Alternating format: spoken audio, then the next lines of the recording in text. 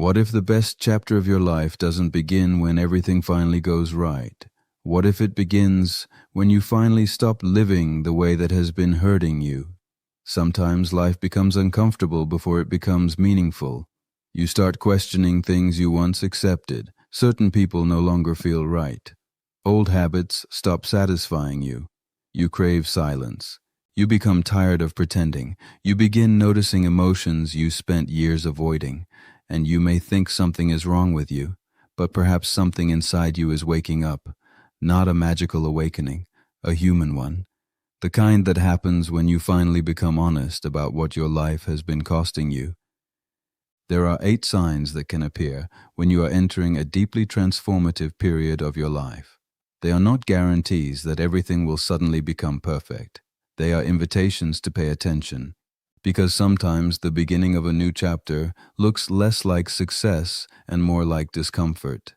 The first sign is that you are becoming tired of pretending. You say you're fine when you're not. You smile when you're exhausted. You agree when you want to say no. You stay quiet because you don't want conflict. You continue relationships because you are afraid of disappointing people. For years, this may have worked. You became the strong one, the dependable one, the person everyone could count on.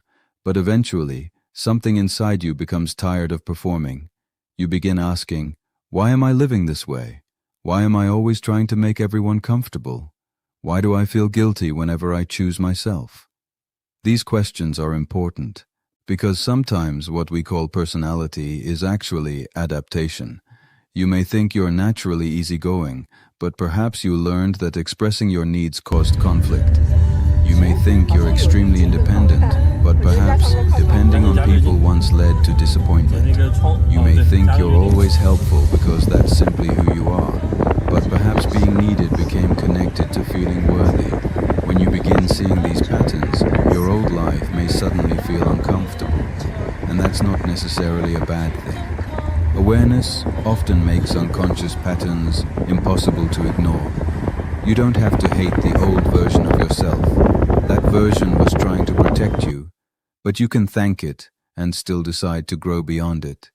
The second sign is that you no longer want what you used to chase. This can feel frightening. Maybe you once wanted constant recognition. Now it feels empty. Maybe you wanted everyone to like you. Now you realize that approval is exhausting. Maybe you wanted a certain lifestyle because it looked successful. Now you wonder whether it actually makes you happy. This is where you need to separate your real desires from the desires you inherited. Ask yourself, what do I actually want? Not what would impress people. Not what would make your family proud.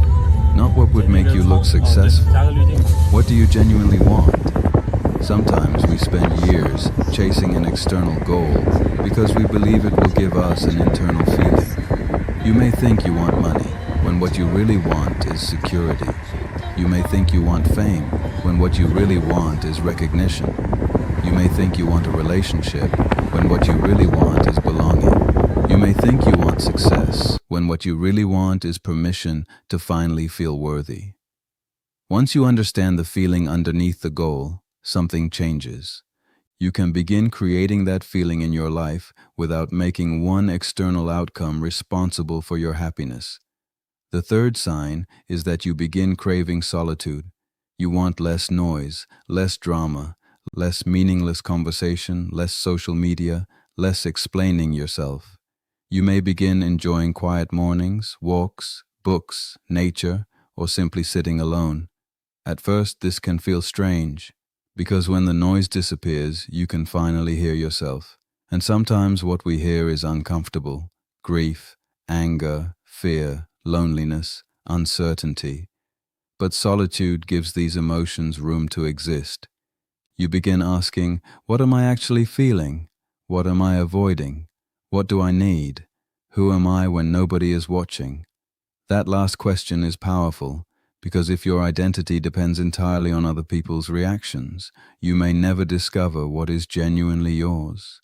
Healthy solitude isn't about rejecting people. It's about reconnecting with yourself. And when you become more comfortable with yourself, you often become more selective about who you allow into your life. You stop choosing people simply because you're afraid of being alone. You start choosing relationships that feel mutual, respectful, and emotionally safe. The fourth sign is that your old coping mechanisms stop working. This can be one of the most confusing stages. Maybe you used to work whenever you felt anxious. Now work only makes you exhausted. Maybe you used to scroll whenever you felt lonely. Now scrolling leaves you feeling even more empty. Maybe you constantly sought reassurance. Now you realize that no amount of reassurance gives you permanent peace. Maybe you distracted yourself whenever difficult emotions appeared. Now the emotions return when everything becomes quiet. This doesn't necessarily mean you're getting worse. Sometimes it means your old strategy has reached its limit. A coping mechanism can help you survive something without helping you understand it. If you always distract yourself from sadness, you never discover what the sadness is telling you. If you constantly seek approval, you never learn that you can survive someone's disappointment. If you avoid every uncomfortable conversation, you never discover that healthy relationships can tolerate honesty. So when an old pattern stops working, don't immediately attack yourself. Become curious. Ask, what am I trying not to feel? And then give yourself permission to experience the answer slowly. You don't have to solve everything at once. You simply have to stop running from yourself. The fifth sign is that your body begins demanding your attention. You feel tired. You struggle to relax. Your body feels tense. You notice that certain environments or relationships leave you emotionally drained. You may have spent years telling yourself, I can handle it. I just need to push harder. I'll rest later. But the body has limits, and sometimes what the mind rationalizes, the body refuses to ignore. This doesn't mean every physical symptom has an emotional cause. Persistent or concerning symptoms deserve appropriate medical attention, but emotionally, your body can still provide useful information. Notice what happens inside you when you say yes. Notice what happens when you say no. Notice how you feel after spending time with certain people. Notice how your body responds when you finally stop performing. Your body may not be giving you a perfect answer, but it may be asking you to pay attention. And sometimes the next chapter begins when you finally listen. The sixth sign is that you stop needing everyone to understand you. This is a quiet form of maturity. You realize that some people will misunderstand your choices. Some people will not understand your boundaries. Some people will think you have changed, and maybe you have. You no longer need to explain every decision. You no longer need to convince everyone that you're a good person. You no longer need to win every argument. You can simply say, this is what I need. This is what I choose. This is what feels right for me, and allow other people to have their reactions. This is especially difficult if you learned early in life to manage other people's emotions. If someone is angry, you fix it. If someone is disappointed, you apologize. If someone withdraws, you chase them. But other people's emotions are not always your responsibility. You can care without controlling. You can love without rescuing. You can be compassionate without abandoning yourself. And when you understand this, relationships become less about fear and more about choice. The seventh sign is that you begin setting boundaries. And strangely, setting boundaries may make your life feel worse before it feels better. If you have spent years saying yes, your first no may create guilt. If you have spent years being available, your first decision to rest may feel selfish. If you have tolerated disrespect, your first boundary may create conflict. Don't automatically assume discomfort means you made the wrong decision. Sometimes discomfort simply means you're doing something unfamiliar. You are teaching yourself, I can say no and still be worthy. I can disappoint someone and still be a good person. I can protect my energy without becoming cruel. I can choose myself without rejecting everyone else. That is a powerful lesson, because guilt doesn't always mean you've done something wrong. Sometimes guilt appears because you have stopped following an old pattern. So when guilt appears, pause, ask, did I actually violate my values, or did I simply stop pleasing someone? Those are very different things. The eighth sign is perhaps the deepest. You begin wanting to become more authentic. You stop asking, how can I impress people? And start asking, who am I? What matters to me? What kind of life actually feels meaningful? What am I doing because I love it? What am I doing because I'm afraid? What would I choose if nobody was watching? These questions can change everything, because you may discover that some parts of your identity were created around survival. You became the responsible one, the successful one, the peaceful one, the independent one, the caretaker, the strong one. And perhaps those identities helped you, but you are allowed to grow beyond them. You don't have to remain the person you became just because that person helped you survive. You can become softer. You can become more honest. You can admit that you need help. You can change your priorities. You can choose a different path. You can stop performing. And perhaps this is the real beginning of your next chapter. Not becoming someone completely different, becoming more of who you truly are. If you recognize these signs in yourself, I want you to comment 777 below. Let 777 represent a personal decision. I am ready for a new chapter. I am ready to release old patterns. I am ready to stop abandoning myself. I am ready to become more honest with who I am. The number itself is not what creates transformation. Your choices do. The boundary you finally set. The conversation you finally have.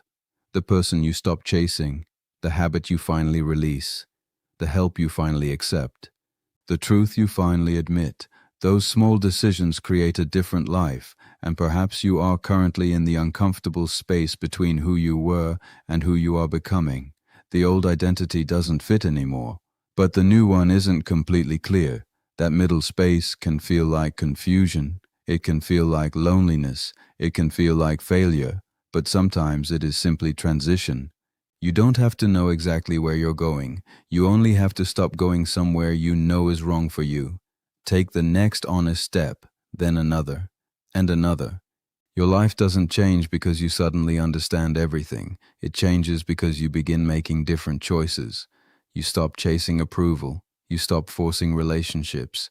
You stop treating exhaustion as proof of your worth. You stop confusing being needed with being loved. You stop believing that you must control everything to be safe. You start listening. You start resting. You start saying no. You start asking for help. You start choosing relationships where you can be yourself, and slowly something changes. You begin feeling more at home inside your own life. That may be what the next chapter really is. Not a perfect life, a more authentic one. A life where you don't have to constantly perform. A life where you can experience difficult emotions without believing they define you. A life where you can experience rejection without believing you are worthless. A life where you can love someone without losing yourself. A life where you can succeed without making success responsible for your identity. And perhaps the most important thing to remember is this: the best chapter of your life does not have to begin when everything outside you changes. It can begin when you change your relationship with yourself, when you stop asking everyone else who you should be, when you stop waiting for permission, when you stop believing that your past has the final word, when you become willing to meet yourself honestly. So if you're feeling lost right now, don't panic. Maybe you're not lost. Maybe you're between versions of yourself. Maybe the old way of living is finally becoming impossible to maintain. Maybe your exhaustion is asking for rest. Maybe your loneliness is asking for deeper connection. Maybe your anger is asking for a boundary. Maybe your sadness is asking to be felt. Maybe your anxiety is asking you to slow down and listen. And maybe your desire for something different is the beginning of something important. Don't force yourself to know exactly what comes next. Just become more honest about what is happening now. Ask yourself, what am I ready to stop carrying? What am I ready to stop pretending? What am I ready to release? What part of myself am I ready to reclaim? The answers may not come immediately. That's okay. Some transformations happen quietly. One day you simply notice that something doesn't control you anymore. You don't chase the person. You don't need the approval. You don't need to explain. You don't need to prove. You don't need to react. You can breathe. You can choose. You can walk away, you can stay, you can begin again. And perhaps that is the greatest sign of all. You are becoming someone who trusts themselves, not because you know what will happen, but because you know that whatever happens, you will meet it. You will learn. You will adapt. You will ask for help when necessary. You will keep growing. You will keep becoming.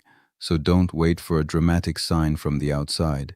Pay attention to the quiet changes inside you, the growing desire for honesty, the need for solitude, the loss of interest in empty things, the failure of old coping mechanisms, the body's demand for rest, the decreasing need for approval, the courage to set boundaries, and the growing desire to become more authentic.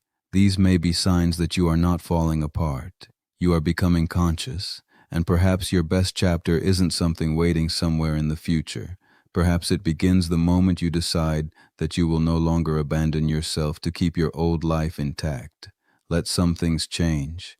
Let some relationships reveal themselves. Let some expectations disappear. Let yourself grow. Let yourself rest. Let yourself become unfamiliar. You don't need to become perfect. You don't need to become fearless. You don't need to have everything figured out. You simply need to become more honest, more present, more compassionate toward yourself, more willing to choose what is healthy. And one day you may look back at this period and realize something beautiful. The chapter you thought was ending was actually making room for the chapter you were finally ready to live. And perhaps the greatest transformation is not that life finally gives you everything you wanted. It is that you become someone who no longer needs to lose yourself in order to have a meaningful life. You become someone who can love without disappearing, give without becoming empty, rest without guilt, set boundaries without shame, walk away without hatred, stay without fear, and live without constantly asking for permission. That is freedom. That is growth. That is the beginning of a new chapter. So if these 8 signs are appearing in your life, don't rush. Listen. Pay attention. Take the next honest step and trust that becoming yourself is more important than becoming impressive, because the best chapter of your life may not begin when the world finally changes for you. It may begin when you finally stop changing yourself just to survive the world. The privilege of a lifetime is to become who you truly are.